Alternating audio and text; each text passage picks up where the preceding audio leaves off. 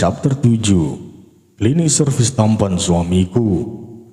Zola pulang diantar Regan saat hari sudah hampir larut. Rumah sudah tampak gelap saat dia mulai melangkahkan kakinya ke dalam. Baru saja Zola hendak melangkahkan kakinya menaiki undakan tangga, suara bariton seseorang menghentikan langkah itu. Zola pun lantas menoleh ke arah sumber suara. Tak lama kemudian, ruangan yang gelap pun menjadi terang benderang. Sudah merasa hebat, pergi pagi-pagi sekali, pulang larut. Ingat, Zo, kamu bukan tinggal sendiri di rumah ini. Jadi kamu harus menghormati orang-orang yang ada di dalam rumah ini tanpa terkecuali. This is Jordan. Hormat? Lalu bagaimana dengan kalian? Sebenarnya aku siapa sih di sini? Aku anak tapi seolah pembantu. Kalau aku kerjakan semua pekerjaanku, ada orang lain yang akan mengakuinya. Bila tidak aku kerjakan, aku dianggap tidak peduli dan pemalas. Bahkan, semenjak kedua orang itu tinggal di rumah ini, apa pernah sekali saja Dad memperhatikanku, memperdulikanku, mendengarkanku? No, Dad, nggak ada. Yang ada Dad hanya peduli pada mereka, sayang pada mereka, mendengarkan mereka. Clara jarang pulang. Dad santai saja. Tapi aku telat karena ingin sedikit merilekskan isi kepalaku yang rasanya mau pecah saja. Tidak boleh seolah aku memang tidak Dad izinkan untuk bahagia. Apa begitu maumu, Dad? Sebenarnya apa maumu, Dad? Zola mengeram frustasi. Ia jangan terus diabaikan, tak dianggap, disepelekan, seolah dirinya bukan siapa-siapa di rumah itu. Dad, sudah, jangan marah lagi. Kasihan Zola, dia butuh istirahat, dia pasti lelah, ujar Cetrine seraya mengusap bahu Jordan. Tapi tanpa Jordan ketahui, mata Cetrine nyala menatap Zola. Zola menaikkan sebelah sambil mencibir. Teruskan saja aktingmu itu. Seharusnya kalau menjadi seorang aktris, itu cocok untukmu yang pandai berakting.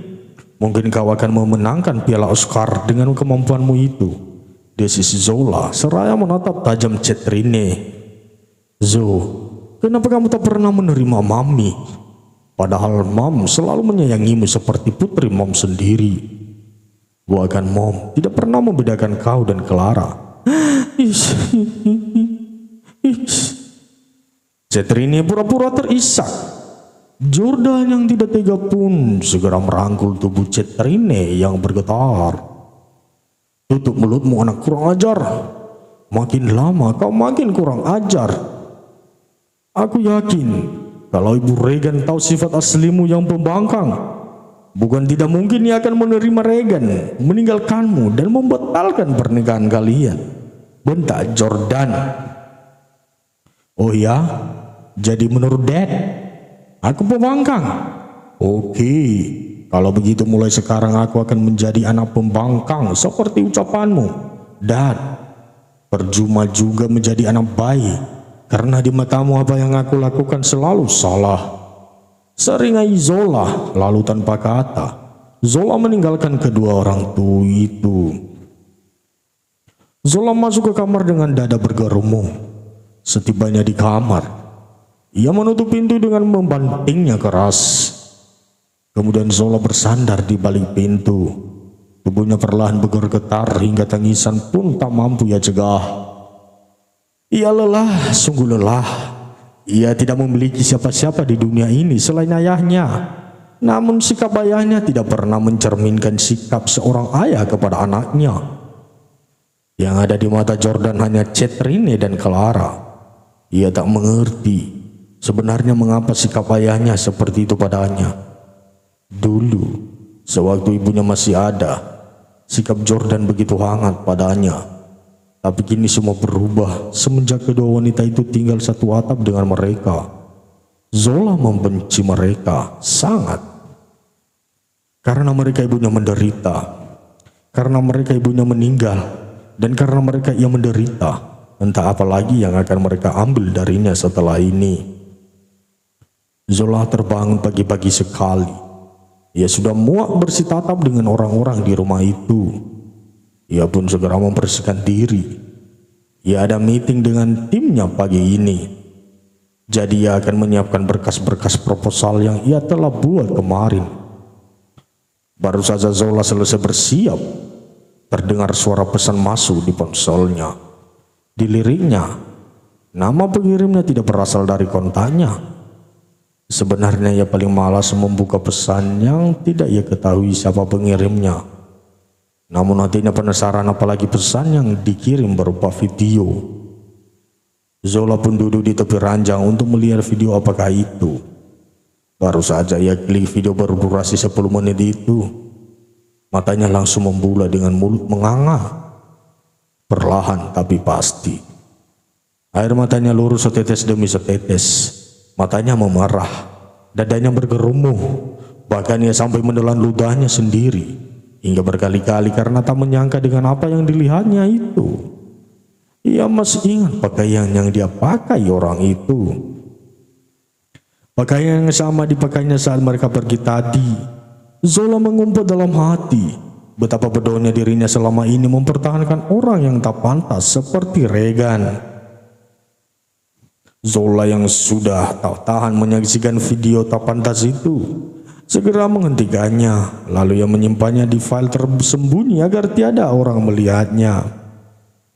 Ia melirik jam tangannya yang baru menunjukkan pukul 4:43 pagi. Ia segera mengambil tasnya dan menuruni anak tangga satu persatu, lalu keluar dari rumah secara perlahan. Setelah di luar, Zola segera menyalakan motornya dan pergi dari rumah itu. Tujuannya adalah suatu tempat. Ia ingin membuktikan semuanya dengan mata kepalanya sendiri. Apalagi saat dia ingat percakapan Clara di telepon entah dengan siapa. Ya sayang, tenang saja, aku akan menginap di sana malam ini. Oke sayang, as you wish. Aku akan melayanimu seperti keinginanmu. Iya, aku tahu. Kau belum puas, bukan? Karena itu aku akan memuaskanmu malam ini. Kau pasti akan senang. Iya, maksudku apartemenmu, sayang. Tapi ingat janjimu, oke? Oke. Bye, sayang. Zola kini telah berada di suatu tempat yang baru 2 kali ia datangi. Bukan mengapa ia tak mau kemari, karena setiap kemari pasti Rega ingin meminta yang macam-macam. Karena itu ia lebih suka bertemu di luar. Terserah bila ia dibilang norak dan kampungan, walaupun bagi orang-orang di negara itu X itu hal biasa yang dilakukan setiap pasangan. Tapi entah ia tidak mau. Walaupun kadang H4 serat dan keinginan itu hadir, tapi ia tidak pernah berniat melakukannya dengan Regan. Mungkin karena tanpa sadar, ia tahu akhirnya akan seperti ini. Betapa menyesalnya ia nanti bila ia menyerahkan apa yang ia jaga kepada seorang lelaki brengsek seperti Regan. Dengan langkah pasti, ia memasuki lift dan menekan tombol nomor lantai tujuannya. Tak lama kemudian, denting lift berbunyi. Ia pun telah tiba di lantai tujuannya. Segera ia berjalan mendekati pintu apartemen Regan. Ia yakin saat ini pasti Regan tengah tertidur lelap. Ia pun segera menekan kombinasi angka untuk membuka pintu apartemen itu. Sejenak Zola memejamkan matanya. Setelah terbuka, ia segera berjalan menuju kamar yang ia ketahui milik Regan. Setelah Zola berdiri di depan pintu kamar itu, ada rasa gugup mendera Zola, tapi ia tak boleh kalah. Ia harus kuat dan membuktikan kebrengsekan laki-laki itu dengan mata kepalanya sendiri. Perlahan, ia membukakan pintu kamar Regan yang tak terkunci. Zola memang sudah tidak terkejut lagi dengan apa yang dilihatnya, tapi tetap saja melihat secara langsung itu sungguh menyakitkan. Dengan mata kepala Zola sendiri, ia melihat sepasang manusia berjenis kelamin berbeda masih bergelung selimut dengan tubuh saling menempel. Dari wajahnya, ia bisa menebak mereka sungguh kelelahan akibat aktivitas panas mereka. Bahkan ia juga bisa menebak kalau kedua orang itu tidak mengenakan sehelai benang pun.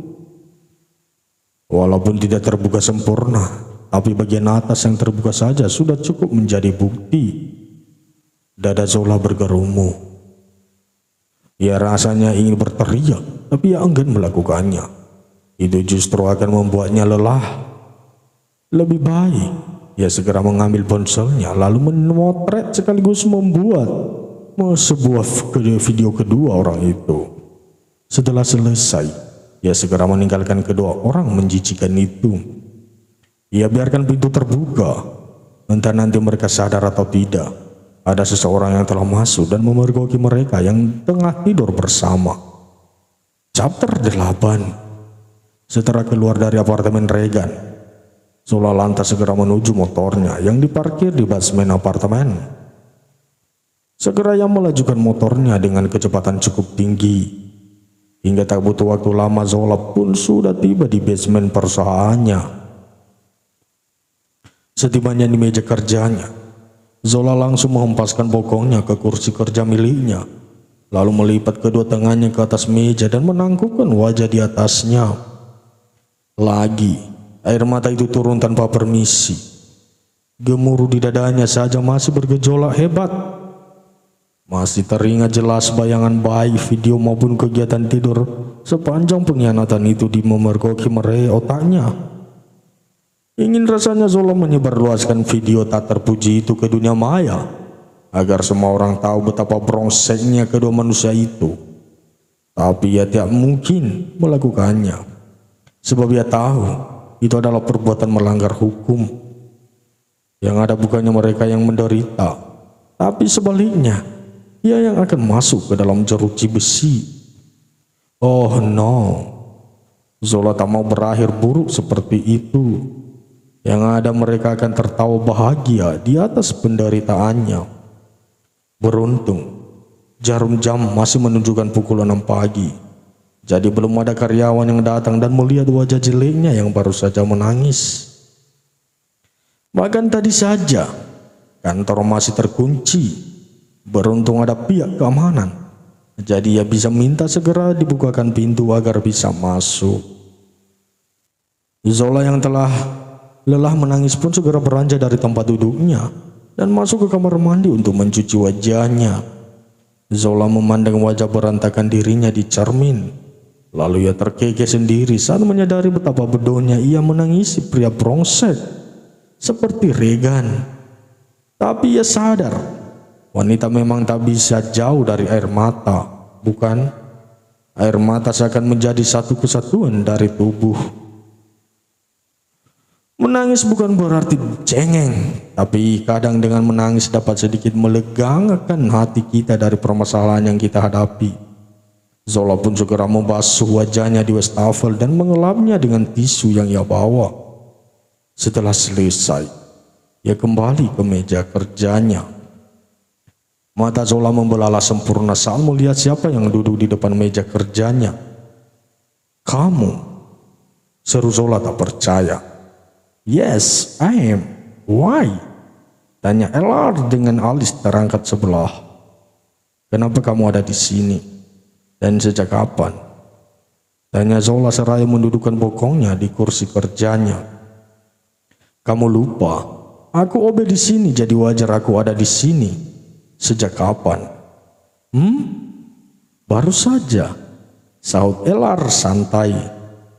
Ini?" tanya Zola saat menyadari ada secangkir teh dengan uap yang masih mengepul sudah bersedia di atas meja kerjanya. "Untukmu. Silakan diminum," ujar LR.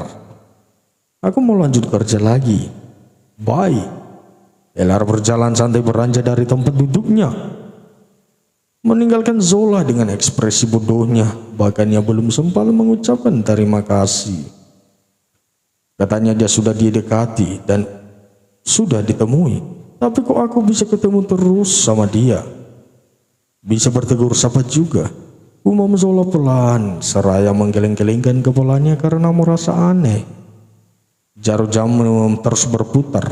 Kini Zola sedang mengikuti meeting dengan perwakilan dari setiap divisi untuk membahas perihal event ulang tahun perusahaan yang akan diadakan 5 bulan lagi. Memang masih cukup lama, tapi karena acaranya nanti cukup istimewa dan melibatkan banyak pihak, karena akan disiarkan secara langsung di stasiun televisi, membuat mereka harus mempersiapkan semuanya jauh-jauh hari secara matang agar tak ada kekurangan dan kesalahan. Dengan event ini juga diharapkan mereka akan meningkatkan penjualan dan tetap menjadi Shopalova sebagai marketplace terbesar dan terbaik di dalam maupun luar negeri. Bagaimana? Apa ada yang masih ingin kalian tanyakan lagi perihal event nanti? Tanya Gary selaku asisten pribadi Johnny Miguel, sang CEO yang berhalangan hadir. Peserta meeting tampak menggeleng. Pasti seakan semua sudah terjawab dengan jelas saat meeting berlangsung tadi. Oke, sepertinya tidak ada lagi. Oh iya, saya hampir lupa mengatakannya. Tidak lama lagi akan ada pergantian CEO. Putra Tuan Johnny sudah kembali. Jadi ia yang nantinya akan memegang Shopalova. Jadi kita siap-siap saja. Oke? Ucap Gary sebelum meninggalkan ruangan meeting. Setelah kepergian Gary, mulai terdengar kasak-kusuk di ruang meeting. Apalagi kalau bukan membahas putra sang CEO, yang menurut katanya memiliki wajah sangat tampan. Sama seperti ayahnya, gagah, cerdas, berwibawa, namun dingin. Mereka sangat penasaran bagaimana rupa putra sang CEO, yang memang tidak pernah menunjukkan dirinya di hadapan mereka semenjak meninggalkan LA belasan tahun yang lalu untuk mengejar mimpinya baik dari pendidikan maupun usaha. Seperti yang banyak orang bicarakan, putra CEO mereka juga memiliki perusahaan di Milan, tempat tinggalnya sekarang. Hari sudah beranjak sore, tanpa pemberitahuan, Regan ternyata telah menunggu kepulangan Zola di basement. Setelah mereka biasa memarkir kendaraan mereka, mata Regan seketika berbinar indah saat melihat Zola berjalan dengan anggunnya menuju motor yang terpaksa di sana.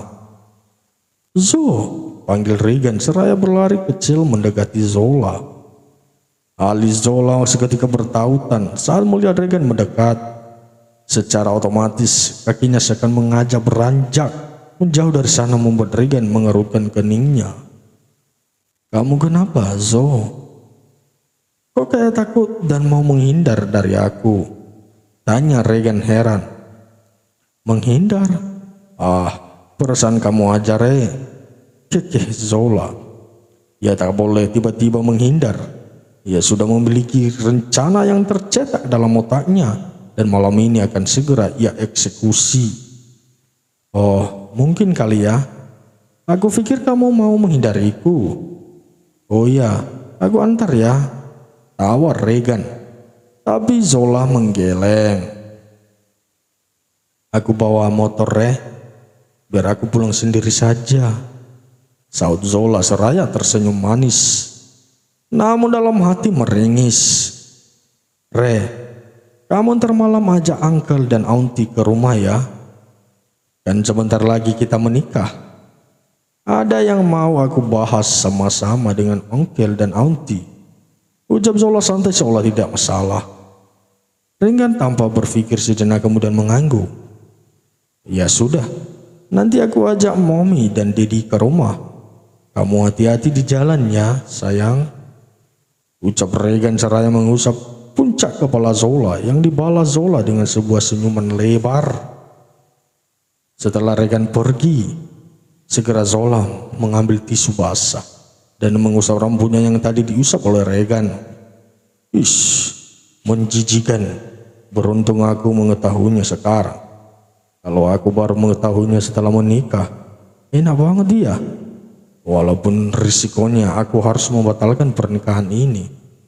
Itu jauh lebih baik daripada janji janda jadi berjanda bekasan orang yang brengsek macam dia. Ya, aku yakin inilah keputusan yang terbaik. Gumam Zola dalam hati lalu yang membuang tisu bekasnya tadi ke tempat sampah. Setelah selesai, Zola kembali menuju motornya dan menjalankannya dengan hati-hati. Wah, sepertinya malam ini adalah kesempatan yang bagus untuk menghancurkan perempuan sialan itu. Aku sudah tidak sabar membuatnya hancur dan meraung karena tahu bagaimana kelakuan calon suaminya itu. Aku pastikan pernikahan kalian pasti akan batal. Seringnya seseorang yang berdiri tak jauh dari Zola dan Regan tadi